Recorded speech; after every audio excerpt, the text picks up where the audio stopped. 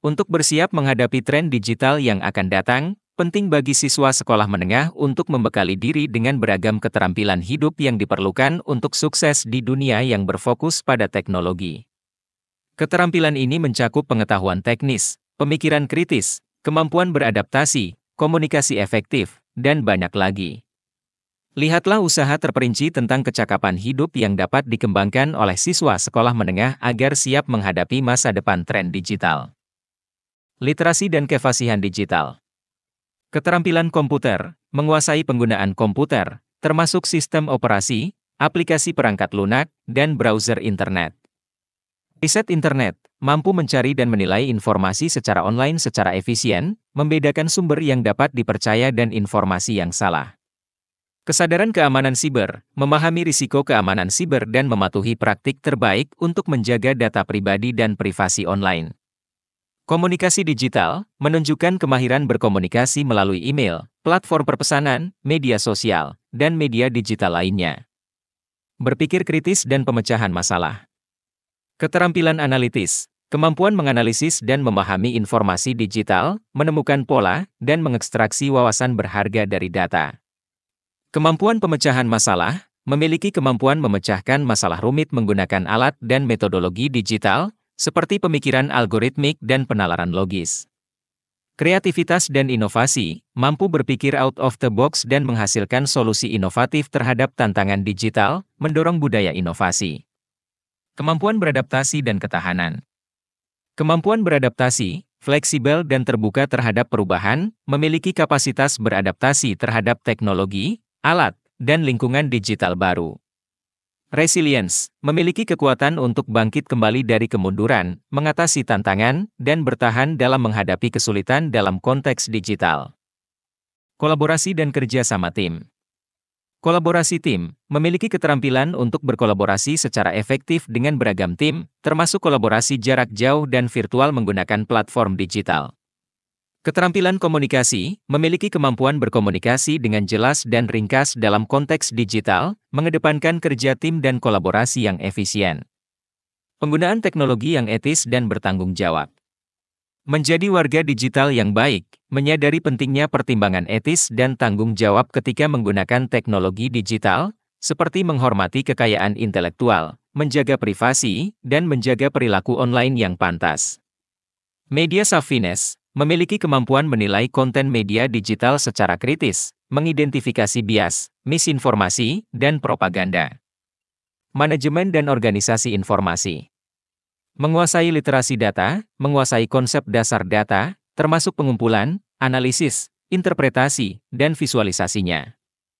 Menjinakkan waktu, memperoleh keterampilan untuk mengelola gangguan digital secara efektif, memprioritaskan tugas, dan mengatur informasi digital.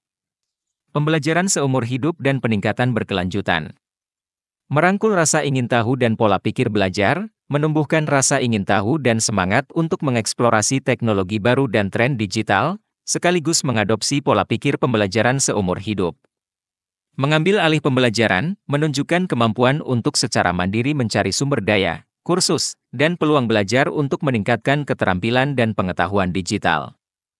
Literasi keuangan. Memahami alat dan platform perbankan digital, penganggaran, dan manajemen keuangan sangat penting di era digital saat ini. Ini membantu Anda tetap memantau keuangan Anda dan membuat keputusan yang tepat. Di pasar global, memiliki keterampilan e-commerce adalah suatu keharusan.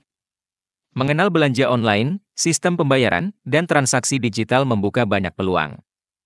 Pola pikir wirausaha. Mengembangkan keterampilan kewirausahaan adalah kunci untuk menumbuhkan pola pikir inovatif.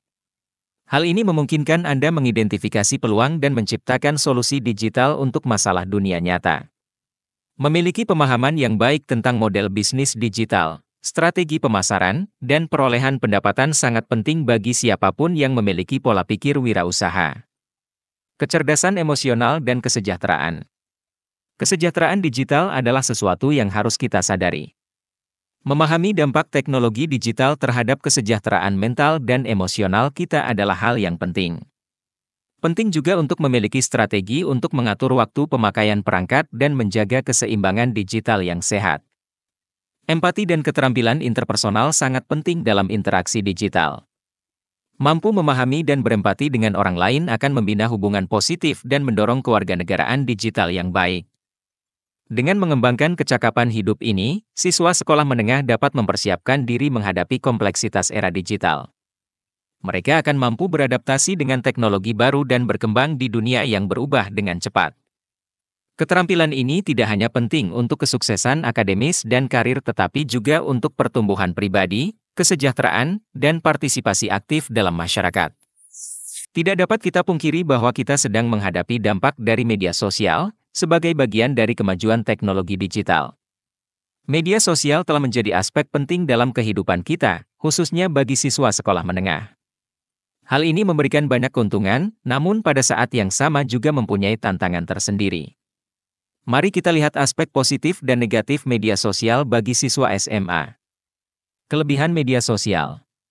1. Konektivitas dan komunikasi. Kelebihan, platform media sosial memungkinkan siswa untuk tetap terhubung dengan teman dan keluarga, membina komunikasi dan memperkuat hubungan.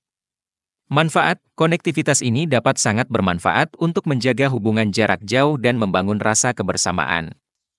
2. Sumber daya dan peluang pendidikan. Kelebihan, siswa dapat mengakses banyak konten pendidikan, termasuk tutorial, kursus online, dan artikel akademis. Manfaat, media sosial dapat menjadi alat yang berharga untuk pembelajaran dan dukungan akademis, menyediakan akses terhadap beragam informasi dan perspektif.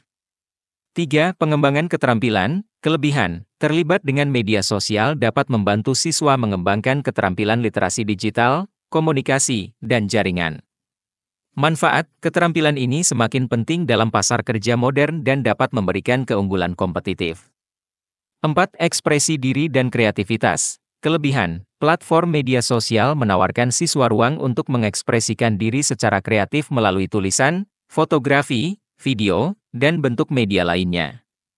Manfaat, dapat meningkatkan rasa percaya diri dan memberikan rasa prestasi dan identitas.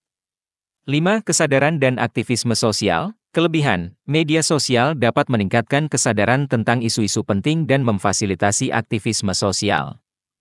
Manfaat, siswa dapat menjadi lebih terinformasi dan terlibat dalam isu-isu sosial, politik, dan lingkungan. Kontra media sosial. 1. Penindasan siber dan interaksi negatif. Kontra, media sosial dapat menjadi platform penindasan maya, pelecehan, dan interaksi negatif. Risiko, pengalaman negatif ini dapat menyebabkan tekanan emosional, kecemasan, dan depresi. 2. Masalah privasi dan keamanan. Kontra, berbagi informasi pribadi di media sosial dapat menyebabkan pelanggaran privasi dan risiko keamanan. Risiko, siswa mungkin terkena pencurian identitas, predator online, dan ancaman keamanan lainnya. 3. Gangguan dan penurunan produktivitas. Kontra, media sosial bisa sangat membuat ketagihan dan mengalihkan perhatian siswa dari pelajaran dan tanggung jawab mereka. Risiko, penggunaan yang berlebihan dapat menyebabkan penundaan, kinerja akademik yang buruk, dan penurunan produktivitas. 4. Masalah kesehatan mental. Kontra, media sosial dapat berkontribusi terhadap masalah kesehatan mental, termasuk kecemasan, depresi, dan rendahnya harga diri. Risiko, paparan terus-menerus terhadap gambaran dan gaya hidup ideal dapat menciptakan ekspektasi yang tidak realistis dan rasa tidak mampu. 5. Gangguan tidur. Kontra, penggunaan media sosial pada larut malam dapat mengganggu pola tidur dan kualitas tidur secara keseluruhan. Risiko, kurang tidur dapat memengaruhi fungsi kognitif, suasana hati, dan kesehatan secara keseluruhan.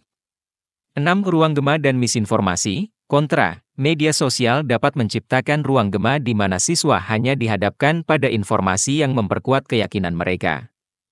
Risiko, hal ini dapat membatasi pemikiran kritis dan menyulitkan dalam membedakan informasi yang kredibel dari informasi yang salah. Menyeimbangkan pro dan kontra. Untuk memaksimalkan manfaat dan meminimalkan kelemahan media sosial, siswa SMA dapat melakukan cara sebagai berikut. 1. Tetapkan batasan. Tetapkan pedoman yang jelas untuk penggunaan media sosial, termasuk batasan waktu dan waktu, tanpa layar, yang ditentukan. 2. Tetap terinformasi, mendidik diri mereka sendiri tentang pengaturan privasi, keamanan online, dan risiko berbagi informasi pribadi. 3. Gunakan dengan tujuan, fokus pada penggunaan media sosial untuk tujuan positif dan produktif, seperti belajar, berhubungan dengan orang lain, dan terlibat dalam percakapan yang bermakna. 4. Mencari dukungan, hubungi orang dewasa, konselor, atau teman terpercaya jika mereka mengalami penindasan maya, pelecehan, atau masalah kesehatan mental terkait penggunaan media sosial. Dengan memperhatikan kebiasaan media sosial mereka dan membuat pilihan yang tepat, siswa sekolah menengah atas dapat menikmati manfaat media sosial sekaligus mengurangi potensi dampak negatifnya. Sadar tidak sadar beban bagi anak saat ini menjadi besar ketika mereka menggunakan sosial media. Banyak hal yang didapat baik positif atau negatif. Namun banyak sekali masalah psikologis yang timbul bagi pengguna sosial media dan berpotensi menjadi penyakit mental.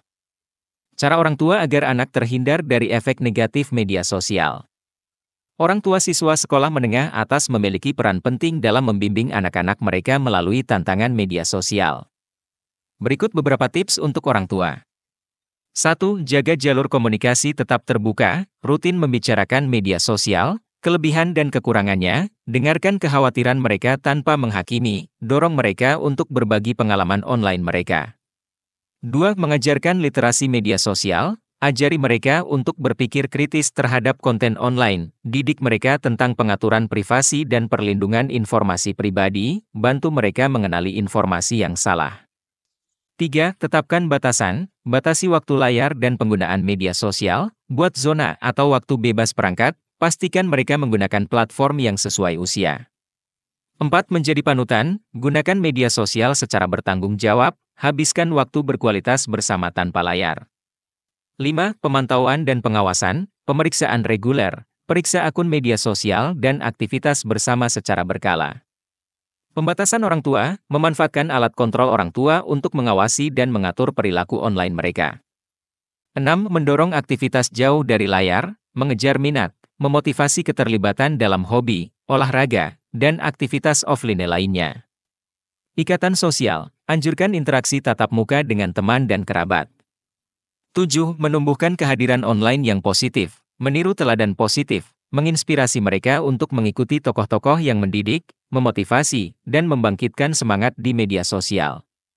Ekspresi kreatif, bantu mereka membuat konten positif mereka sendiri, seperti blog, karya seni, atau video. 8. Menangani penindasan dunia maya dan pengalaman online yang merugikan, identifikasi tanda peringatan, tetap waspada terhadap tanda-tanda penindasan maya atau tekanan yang berasal dari media sosial. Bantuan dan intervensi, tawarkan dukungan dan ambil langkah-langkah yang diperlukan jika mereka menemukan cyberbullying atau pertemuan negatif secara online. 9. Membangun rasa percaya diri dan kekuatan batin, mendorong harga diri, mendorong rasa harga diri dan kepercayaan diri yang kuat yang tidak bergantung pada persetujuan dari media sosial. Menangani tantangan, mendidik tentang cara menangani penindasan maya dan tekanan teman sebaya secara efektif. 10. Menjadi orang tua berpengetahuan, tetap diperbarui, tetap ikuti perkembangan tren media sosial terkini, platform, dan masalah keamanan. Terhubung dengan teman, terhubung dengan orang tua dan pendidik lain untuk bertukar ide dan saran. 11. Mencari bantuan profesional, tanda-tanda kecanduan, jika Anda memperhatikan bahwa kesehatan mental atau prestasi akademis anak Anda dipengaruhi oleh penggunaan media sosial, penting untuk menghubungi terapis atau konselor untuk mendapatkan bimbingan profesional. Konseling, jika diperlukan, pertimbangkan untuk mencari bantuan dari konselor atau psikolog yang berspesialisasi dalam membantu individu mengelola penggunaan media sosial mereka secara efektif. Lokakarya dan seminar, dorong anak Anda untuk berpartisipasi dalam lokakarya atau seminar yang berfokus pada peningkatan kebiasaan media sosial yang sehat dan peningkatan literasi digital. Dengan demikian, Sukses Karirku ini adalah kursus online yang dirancang khusus untuk orang tua, yang bertujuan membantu mereka mengidentifikasi potensi hambatan dalam kehidupan anak-anak mereka dan memberikan strategi untuk mengatasi masalah ini sejak dini. Dengan menerapkan taktik ini, orang tua dapat membantu siswa sekolah menengah atas mereka dalam memanfaatkan media sosial dengan cara yang menyeluruh, akuntabel, dan optimis, meminimalkan potensi dampak buruk dan menumbuhkan suasana online yang sehat. Jika diperlukan dukungan konseling online bersama tim psikolog kami, dapat hubungi WhatsApp Customer Service Sukses Karirku. Terima kasih sudah mengikuti topik ini sampai akhir. Kita lanjutkan dengan topik di video lainnya. Semoga bermanfaat dan remaja kita dapat mencapai sukses dan berbahagia.